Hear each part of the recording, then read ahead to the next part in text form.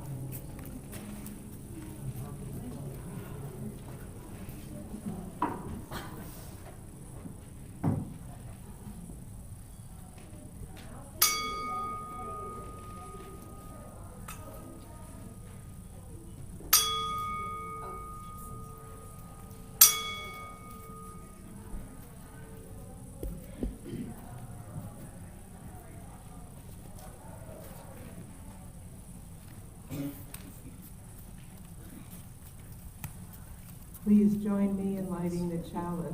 The words are in your order of service.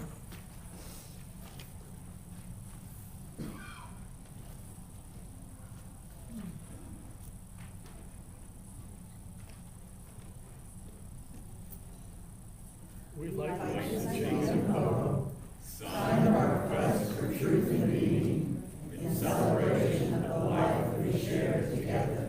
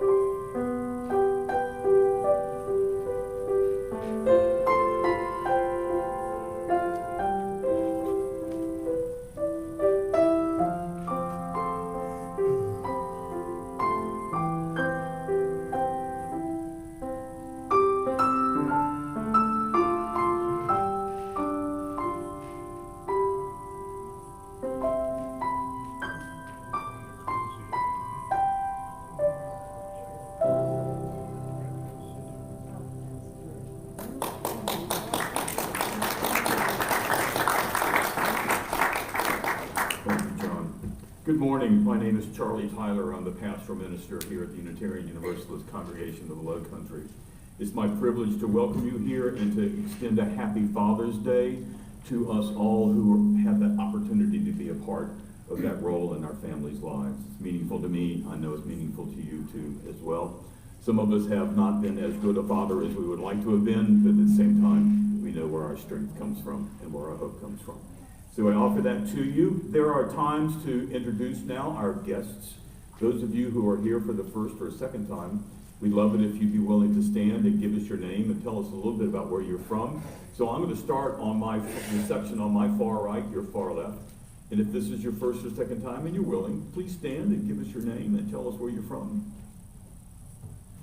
In the middle section, are there first or second time visitors who would like to introduce themselves? And on my far left, your right, first or second time visitors.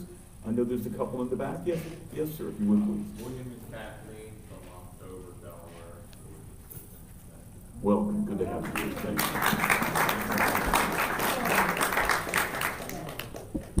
There's a number of announcements that I want to bring to your attention right now. Where's Tim Garvey? Tim, are you in the room or did you step out? Okay. So here he comes.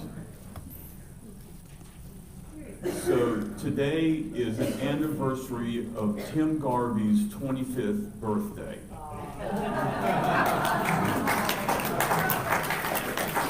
Which makes him an unknown age, but nonetheless, it's his birthday today, and is our tradition. Shall we sing happy birthday to Tim? Wait, John. No? Linda Grady, too. Is she here? All the way in the back. Excellent. There you are. Okay. Thank you, Pat. Thank you. So Linda, as well, too, is celebrating an anniversary. So let's sing happy birthday to Tim and Linda, shall we? Happy birthday to you. Happy birthday to you. Happy birthday, Tim and Linda. Happy birthday to you. Well done. Tim and Linda, keep them coming, guys. Okay? That's all we ask. Linda LeBrere, you have an announcement that you would like to make.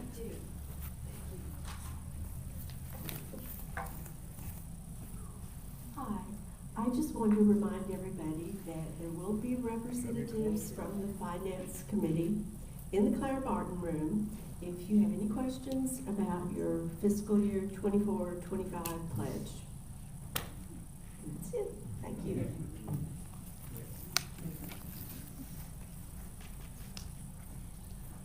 You'll see in your announcements that we have an active week in front of us. There are some sad gatherings that are scheduled here. Marvin Koretsky's service will be celebrated here on Wednesday, June 18th at 11 o'clock in the morning. I hope that you're able to attend and support the family, certainly with June and Mike and all those that love Marvin. And as well on Saturday, Marietta Kerr's Celebration of Life will be held here on Saturday the 21st at 10 a.m. And I know that you will want to be here and be a part of that celebration too. You'll see our theme for June is freedom. Our next Sunday speaker is somebody. Clint Tawes will be on the 29th. Lynn Eckholt will be speaking on Sunday, July 6th, and Rabbi Haas on Sunday, July 13th. So we have some fabulous speakers that are scheduled, and we're looking very much forward to sharing time with them. So speaking of Father's Day, our speaker today, Pat Jobe, I want to introduce him both as my spiritual brother and in a very real sense of the word, he is my spiritual father. Who the first time I heard him speak, he laid open for me a pathway into this fabulous faith and this fabulous religion with that marvelous Southern accent that disoriented me entirely when I first heard him speak. And it's been my delight to call him both of those things as my father and as my brother, and to welcome Pat here for the opening words. And so Pat, if you would please come.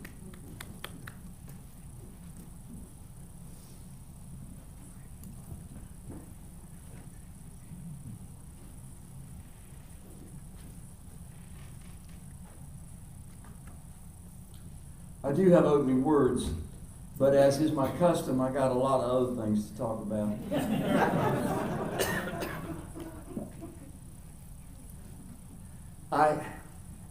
Around 10:30, we may or may not have 4 more people show up. These are people I actively recruited yesterday at the demonstration on Hilton Head.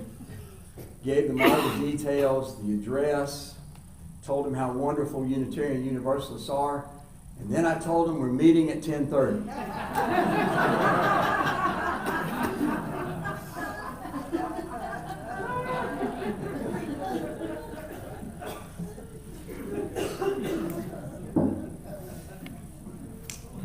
I want to dedicate this to my son, Charlie.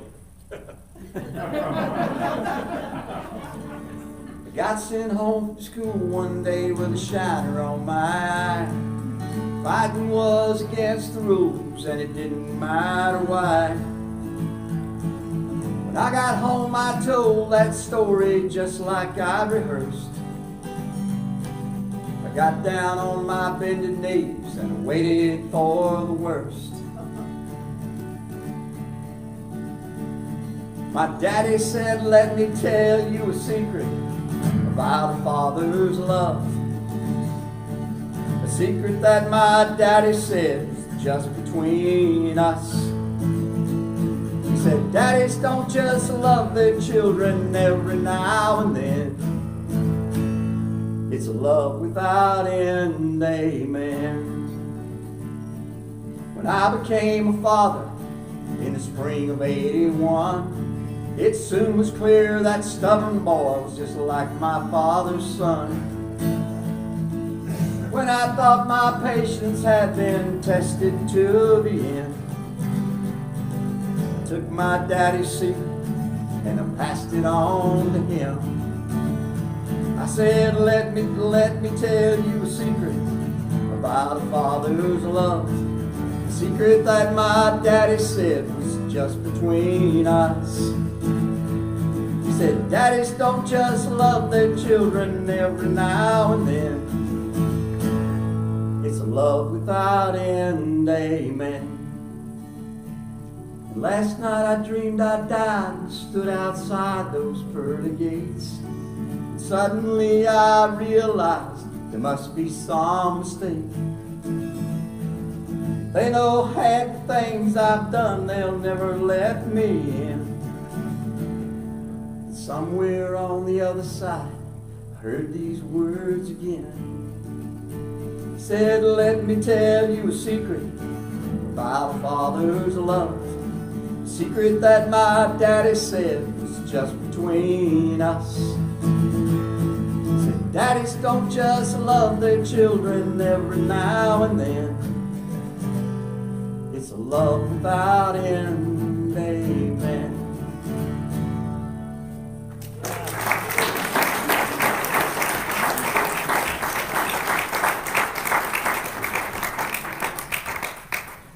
Your turn. Thanks, Dad. Happy Father's Day to all the biological fathers and all the spiritual fathers.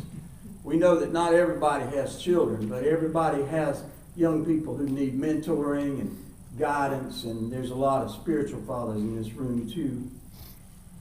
Yesterday at the demonstration, a woman started walking past us before it was all over, and somebody said, is the party over? And she said, it is for a 100-year-old.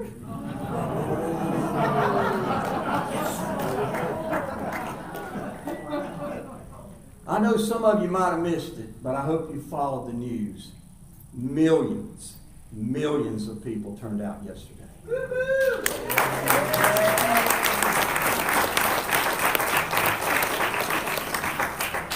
I was telling Phyllis Baker and George Canick about the efforts our congregation is making in Davidson, North Carolina.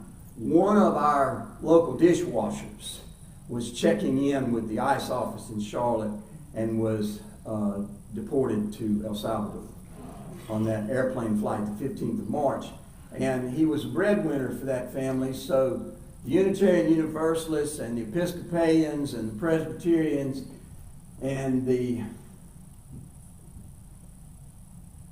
Methodists have been raising money to pay this family's rent.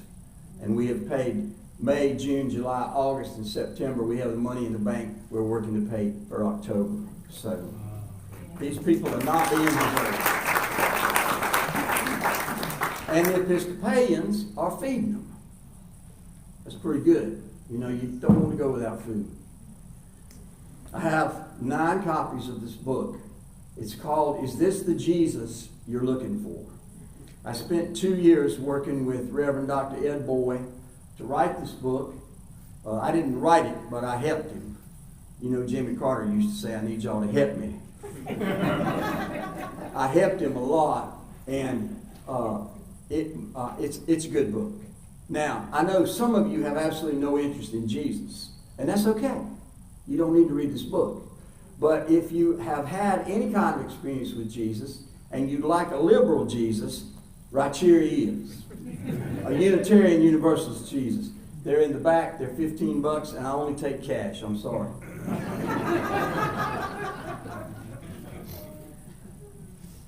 Our opening words come from Mark Twain. When angry, count 10. When very angry, swear.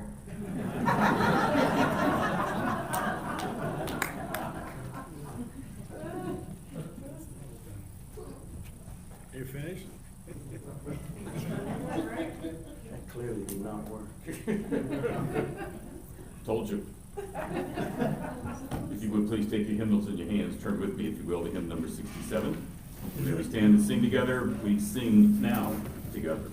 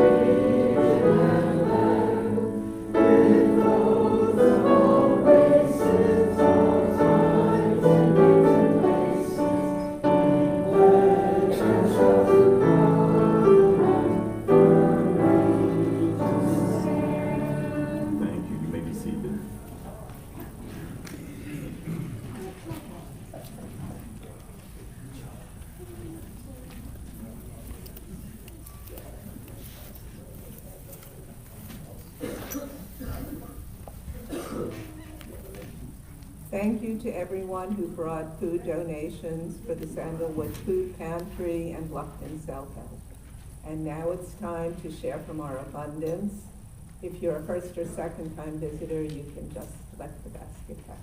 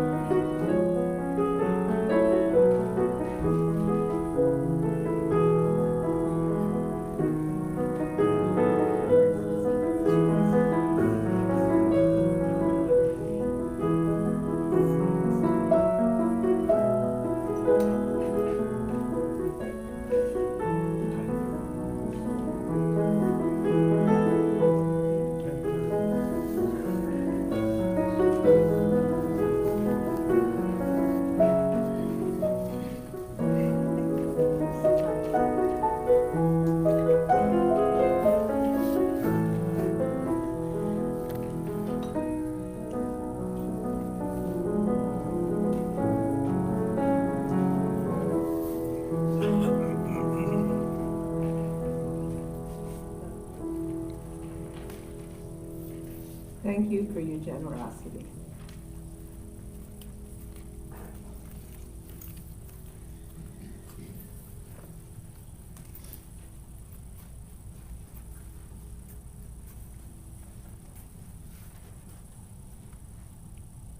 Now's the time to share our joys and concerns.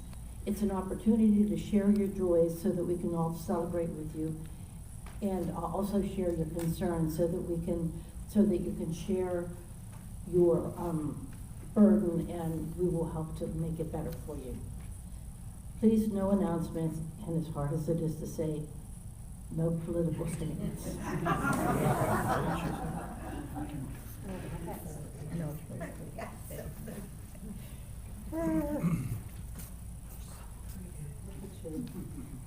Hi, I'm Diana. I'm here because of Sandra. It's a joy. She came over to my house and woke me up at 9 o'clock this morning. I was in bed. So I'm having difficulty with sleep, but it's friends like Sandra and friends like you all that make it a different world. I would have probably still been in bed and missed all of you, and it's Father's Day. Oh my God, and Pat's here.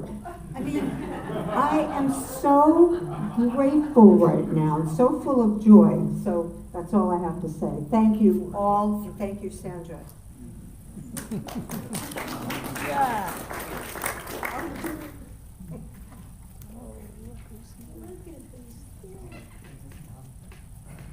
I'm Janine, and my joy is that so many of you, after my fall on April 28th, starting about April 29th, even until last week, I've had food and cards and calls and visits. Thank you so much. It made the last 8 weeks very tolerable. Thank you so much. Yay.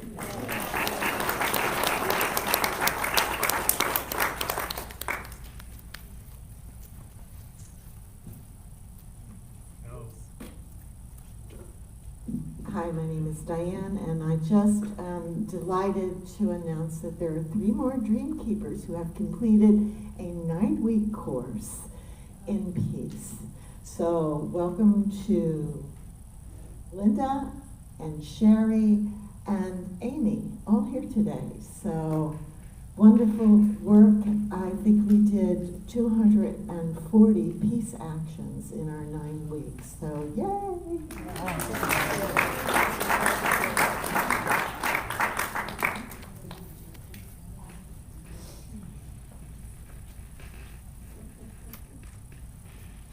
Good morning, my name is Kathy, and I'm asking every one of you to hold in your heart the people of Minnesota as they go through this very difficult time, and for everyone in the USA.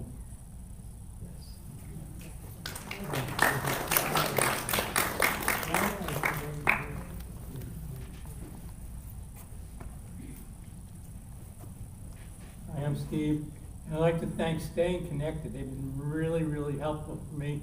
They take me to my doctor's appointment, they take me to the supermarket, and then they make things a lot easier for me.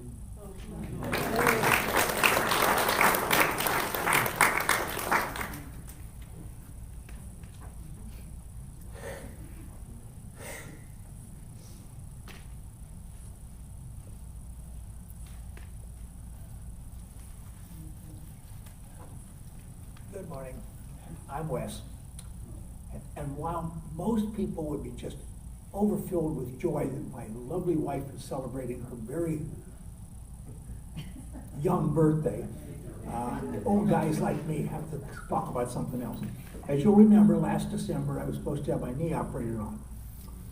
And I was ready for it, except 3 days beforehand I came down with a urinary tract infection, which turned septic, and I ended up in the ICU.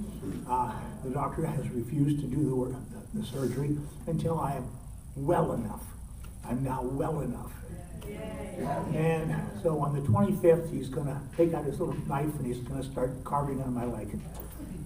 I told him I don't care if it's a knee or just a peg leg, it doesn't matter. Anything to get rid of what's there. So I may miss a few weeks of coming to see you all, but I'll keep you here, all right? Good.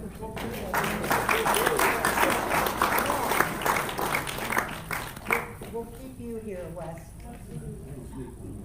Okay, and I would like to ask you to hold in your hearts my daughter who had a friend and her husband who were murdered in Kansas City. The funeral was yesterday, and she wasn't able to, I don't know if this is political or not, she was not able to make it to the rally in Kansas City, so she went to the funeral in the morning and drove to Topeka. So, please keep her and their family. They have a 7 and a 14-year-old. So please keep them in your hearts. Thank you.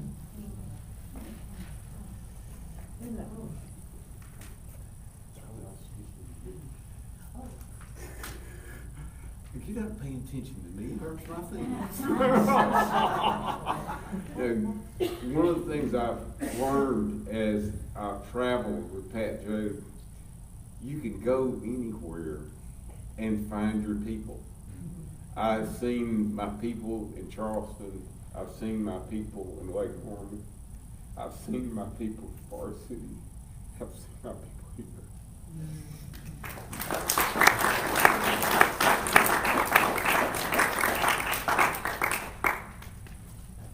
And I will also put a stone in the large container cylinder for all the children who have been affected by gun violence. Thank you.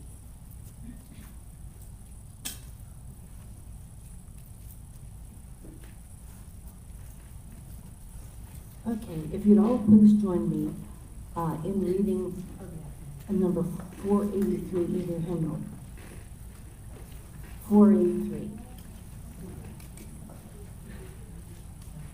When despair for the world grows in me, and I wake in the night at the least sound in fear of what my life and my children's lives may be, I go and I know where the wood drake rests in his beauty on the water, and the brave heron feeds. I come into the peace of wild things who do not tax their lives with fear, pride, or grief. I come into the presence of still water, and I feel of me the day-long stars waiting with their light. For a time I rest in the grace of the world, and I am free.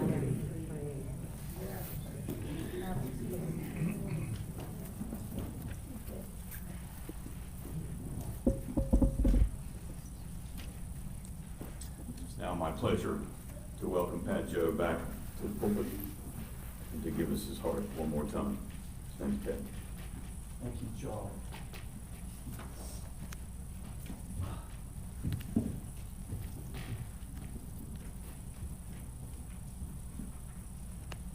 You all can see why I love my brother.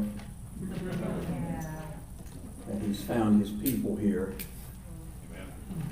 And you saw who he was looking at when he said it, I hope. And Charlie, I love you for being my people. It's just really something, y'all. You all would worry about us more than you do if we had the least homosexual tendency. But really and truly, it's a strong damn love, isn't it, buddy?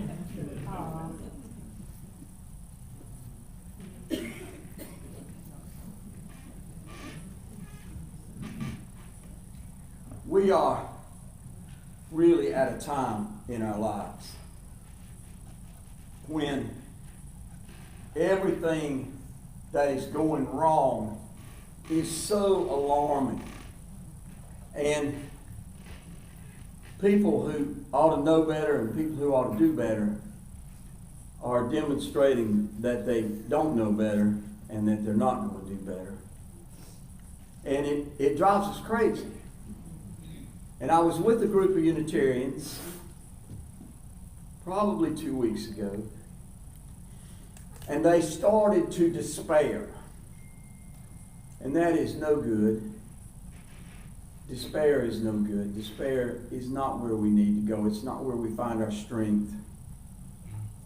I love you talking about that, Charlie, about where our strength comes from and how we get through incredibly challenging, difficult times. And as I left this group of people, I was determined that at the next service for our Lake Norman congregation, I was going to talk about it. But then it occurred to me that I would rather write a song. And this is the song that I wrote. As I thought about how we sometimes despair.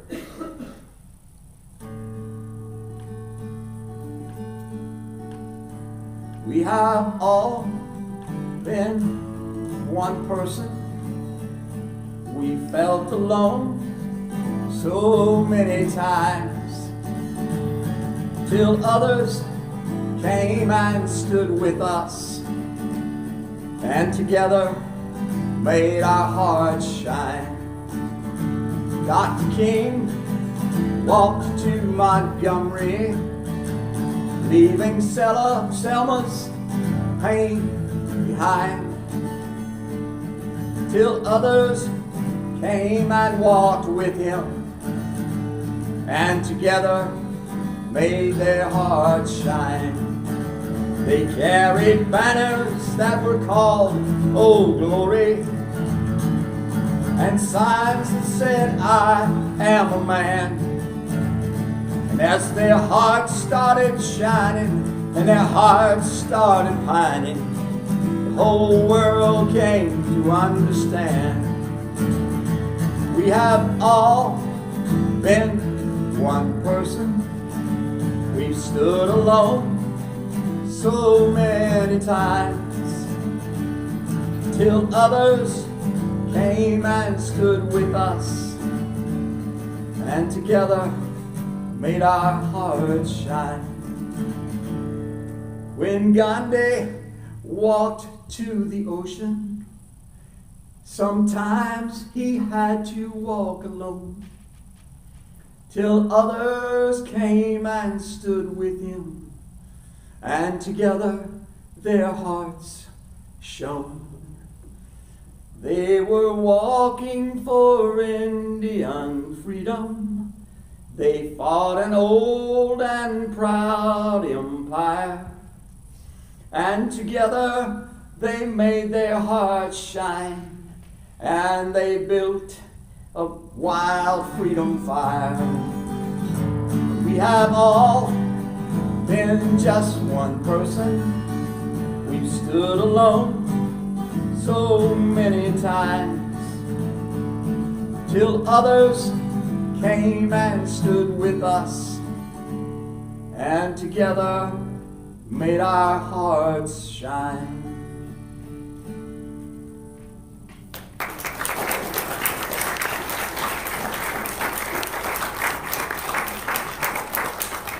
Y'all so nice. You're so nice. You put up with a guy who can just barely play the guitar. And if you don't believe it, you ask David and Sarah. He'll tell you. That boy can barely play the guitar. So our opening words were from Mark Twain. When angry, count 10. When very angry, swear. This is probably the most difficult sermon I have ever constructed, and it will be extremely uncomfortable to deliver. If it makes you angry, count 10. If it makes you very angry, come to the talk back after the service and swear. But why, you may ask, would it make you angry, or why is it so difficult to write and deliver? Because it is about everything. It is about the most distant star imaginable at the farthest horizon of the universe. And it is about the tiniest subatomic action in the tiniest cell at the center of our hearts. It is about massive, massive hugeness, and it is about tininess at the level that is hard to comprehend. We were told in our training as speakers not to use numbers. We were told that numbers are hard for people to hear and comprehend. I'm going to give you just 3 numbers very quickly. Hopefully wow you with the enormous struggle I have before me to deliver this sermon. Here we go. The human body contains 50 trillion living cells. Well, how about that? Just exactly how many is 50 trillion? It is 50,000 billion. 1,050,000 times. Now we're talking about a big number. It is also 50 million times a million. But so what? What does that have to do with the difficulty of this sermon? 50 trillion living cells working in concert, keeping us alive through all kinds of biological functions. Some cells dying, some cells coming into being for the first time in every moment. These cells point to whatever might be making it all happen. These cells point to whatever might be making it all happen. And that, my beloved, precious Unitarian Universalist sisters and brothers, is ineffable oneness. Ineffable, nameless oneness. Now the cat is out of the bag, the horse is out of the barn, and some of you are going to be confused, while others may even be angry and start into swearing. I'm sorry. I wish I could bring better news. But just as the ancient Hebrews refused to give it a name, just as the Oglala Lakota Sioux have refused to give it a name, I'm telling you the best path for us this morning is to refuse to give it a name. It is ineffable, nameless, not to be named. One of my seminary professors pointed out the window, and he said, you see those big plants out in the yard? We refer to them as T-R-E-E. T-R-E-E. And he said, that works. That's what they are. They're trees. T-R-E-E works to define what is out there. And then he said, G-O-D is totally inadequate to what we will be talking about. To name a thing is to set it in a separate place. We call trees by the name of trees so that when we get ready to plant trees, we will plant trees and not phone poles. Naming is a very important function of language, and language gives us the ability to communicate with each other and ourselves. We would never think of telling our children to go out and get in the car and walk out and find them in the trash can. No, honey, I said the car, not the can. And I know some of you have had challenges in communicating with your children that felt almost that bad. Words are so powerful, they define reality, or what we think is reality. But there is something in the stars, something in the subatomic structures of our hearts and hands and feet and tips of our noses for which we have no meaningful, workable name. And to name it is sacrilege. That's what the ancient Hebrews believed. That's what the Lakota Oglala Sioux believe.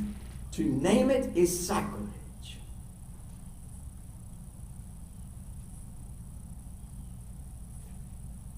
What does that even mean? Some of you are beginning to despair or cock your heads in confusion. Barbara Ehrenreich wrote a book called Living with a Wild God.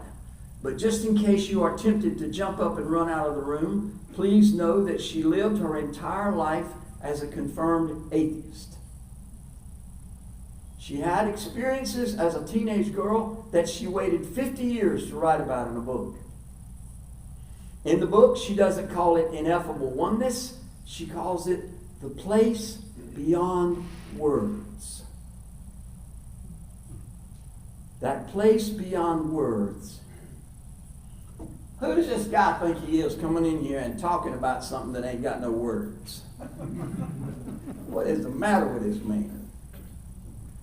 Go back to the beginning of our time together this morning, the most distant star at the ultimate horizon of the universe, the tiniest subatomic particle at the center of one tiny living cell in our hearts, and consider that in your heart, in your brain, in your ears and nose and throat and toes and fingertips, there are 50 trillion living cells.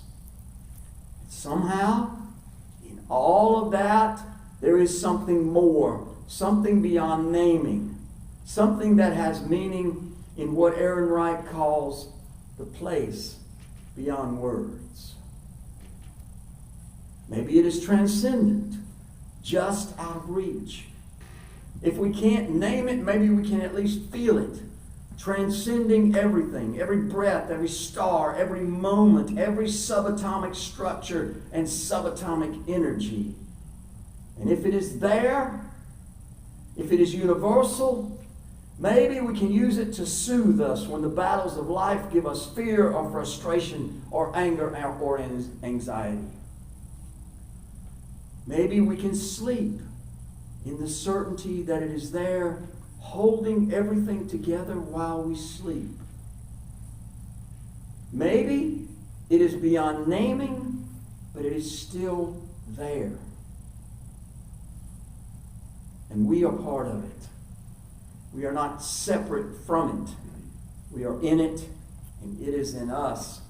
The great Buddhist monk Thich Nhat Hanh nailed it when he said we must all awaken from our illusions of separateness. Separateness. If you look in the back of our gray hymnals, you will find readings from 13 world religions, including atheism. Why is this important? For today's purposes, it is important that we notice so many names have been given to that which cannot be named. Buddha, Krishna, even the ineffable oneness which came in the days of Abraham, Isaac, and Jacob. Jesus, Babaji, Kuan Yin, and in the case of Anthony Serpy, the flying spaghetti monster. Now, some of you will find this silly, but please listen very carefully. The flying spaghetti monster is perhaps the best illustration of what I am working so desperately to convey today. This satirical, hilarious religious movement, begun 20 years ago, has drawn followers all over. A man named Bobby Henderson wrote a letter to the Kansas State School Board in 2005 saying if you're going to teach intelligent design next to evolution in the Kansas public schools, you also have to teach the Church of the Flying Spaghetti Monster. The church is now so widely recognized as a religion that in New Mexico, a woman was allowed to have her driver's license photo taken with a colander on her head. Because the colander is considered a sacred object to those of us who cook spaghetti. The reason I mentioned our beloved coffee barista, Anthony Serpy, is that he once had a bumper sticker on his car that proclaimed the flying spaghetti monster. Maybe down the road we could have a service during which we could all wear colanders on our heads. Why is this important? Because if the ultimate source energy in the universe truly is nameless, ineffable oneness, then the one name works about as well as any other. I even came up with Nameless Norris. All hail the power of Nameless Norris. Really? Yes, really. We are talking about a unifying system of energy that is beyond the beyond and certainly beyond naming. You may call it natural law, but be careful, because thinking that phrase covers the subject will get you into trouble with a physicist. Niels Bohr, who looked as deeply as anyone into the structure of the atom, said simply, matter does not exist.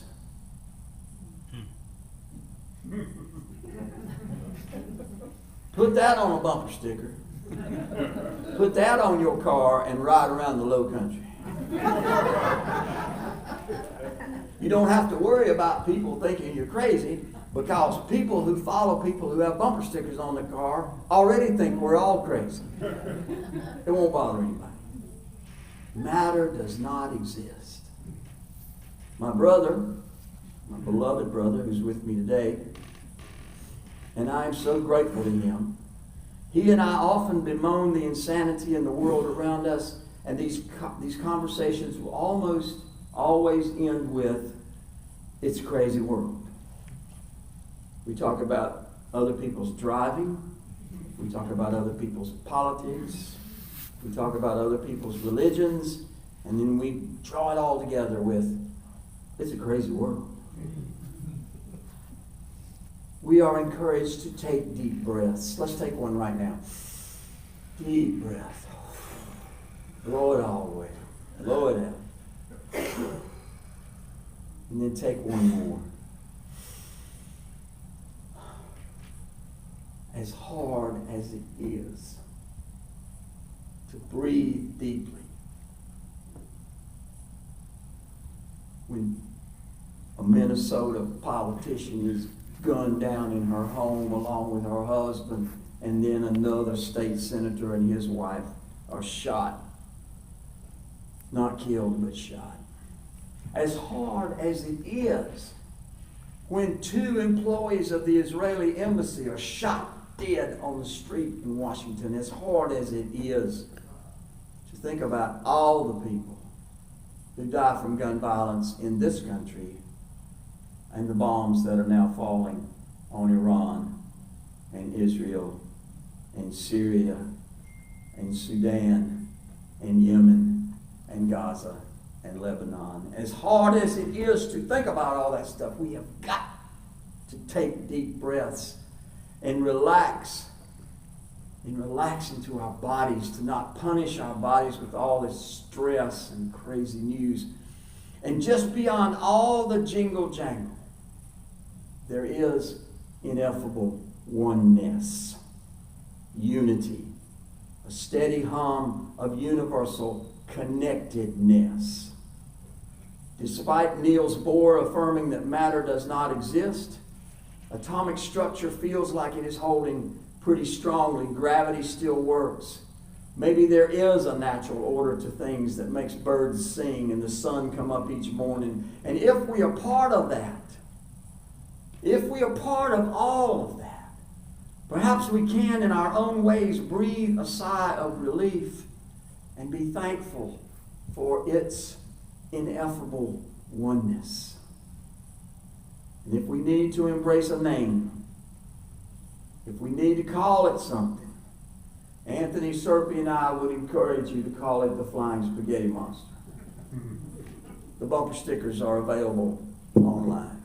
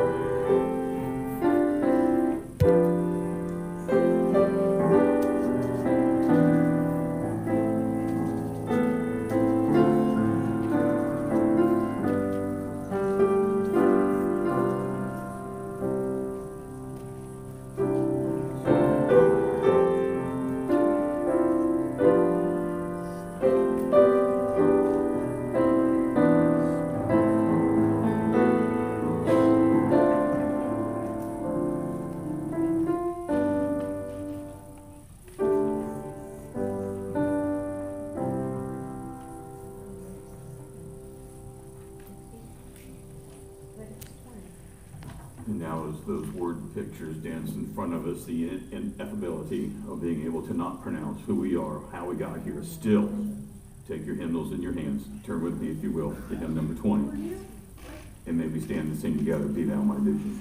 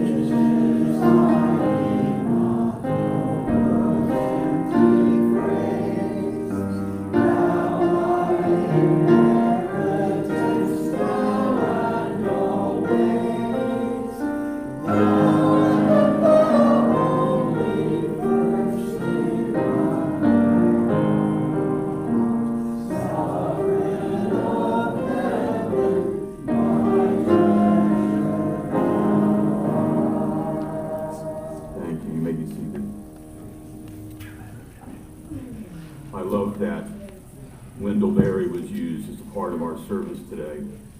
And the quote that is in that reading on 483 is deeply significant for us. And Pat's message brought me back to this quote several times, that I come into the peace of wild things who do not tax their lives with forethought of grief. I come into the presence of still water, and I feel above me the day-blind stars waiting with their light. For a time I rest in the grace of the world and am free. There's times to breathe and to lay beneath the day-blind stars and find our hope by the same natural light that comes to us. Wendell Berry, Parker Palmer, others like them, great Quakers who have deep insights, are a gift to us, and thank you for that reading. Pat, my God. Oh, I can't use that word. Pat, my ineffable. How about that? Thank you for your encouragement. Thank you for your love for me and mine for you and for our time together on this planet and what we might continue to do together on this planet. And I'm looking forward to even more. Thank you for being here.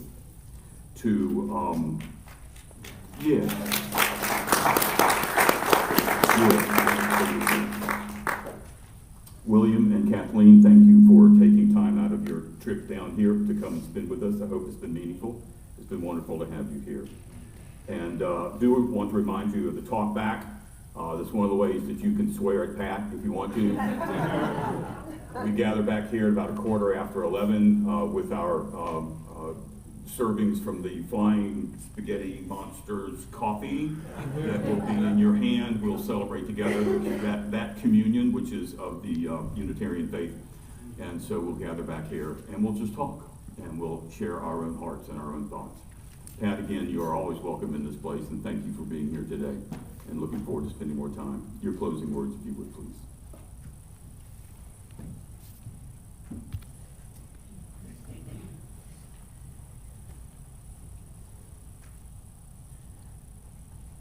Charlie, you're my horse if you don't ever win a race. We'll go together.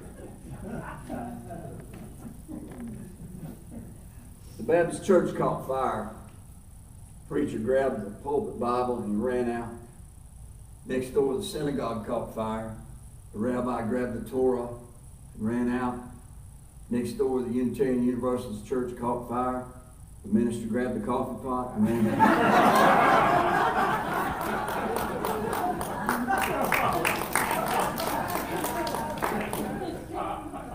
closing words come from Bobby Henderson, the originator of the religion of the Flying Spaghetti Monster.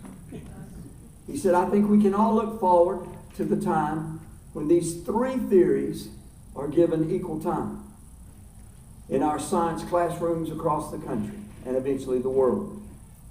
1/3 for intelligent design, 1/3 for the Flying Spaghetti Monster, and 1/3 for logical conjecture based on overwhelming observable evidence.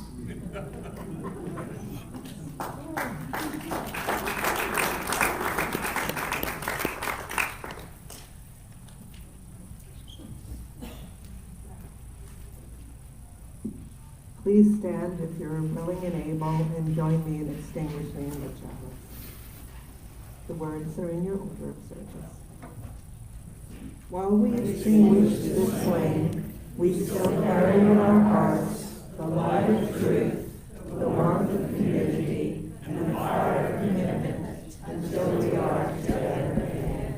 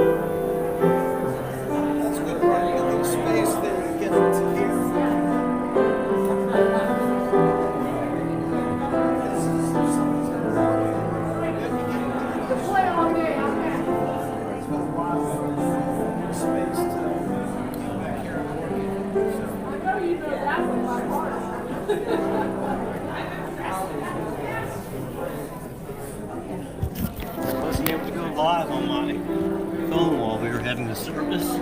It may just be, looks like I'm connected. I was trying to go to that link from the web, from the text, from the email. Oops.